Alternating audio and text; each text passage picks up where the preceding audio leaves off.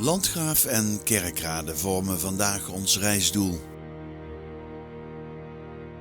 Landgraaf is de naam van een gemeente met vele kernen. We komen aanvliegen boven de wijken Eikske en aan de Slagboom. En de vroegere gemeente Schaarsberg, die samen met Ubach over Worms en Nieuwenhagen in 1982 samenging in één gemeente. Dit is de Petrus en Pauluskerk van Schaarsberg.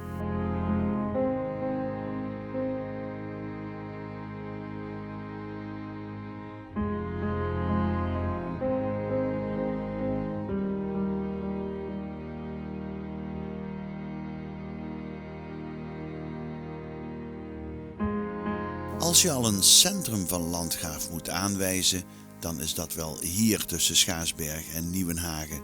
Daar ligt ook het raadhuis en een groot winkelcentrum. De uitbreiding van het raadhuis is bijna klaar.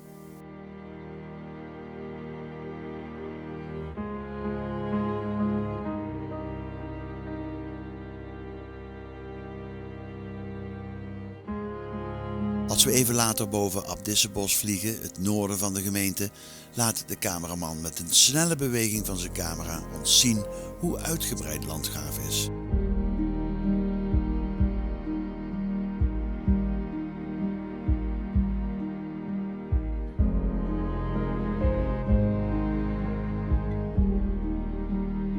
Hij eindigt op Waubach, met in de verte de watertoren van Rimburg.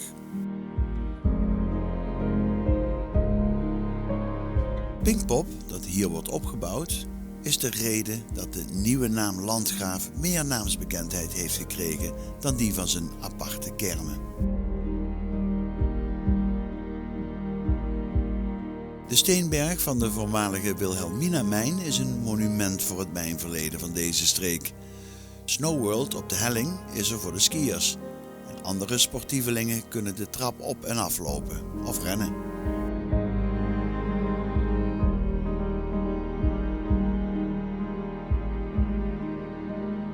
Als we de top zijn gepasseerd, vliegen we het Kerkraadse luchtruim binnen.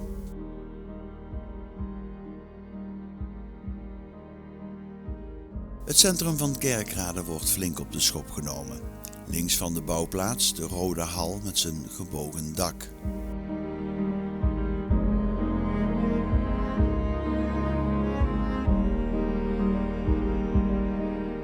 Aan de oostkant van het centrum ligt Roldukerveld.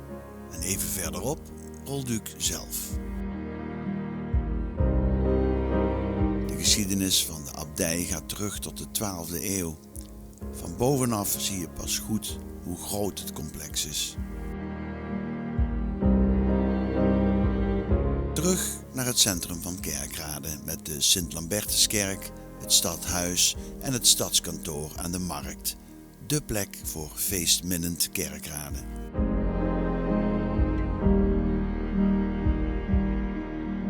Het Wijngrachttheater wordt grondig verbouwd als onderdeel van het centrumplan dat Kerkrade aantrekkelijker moet maken voor de regio.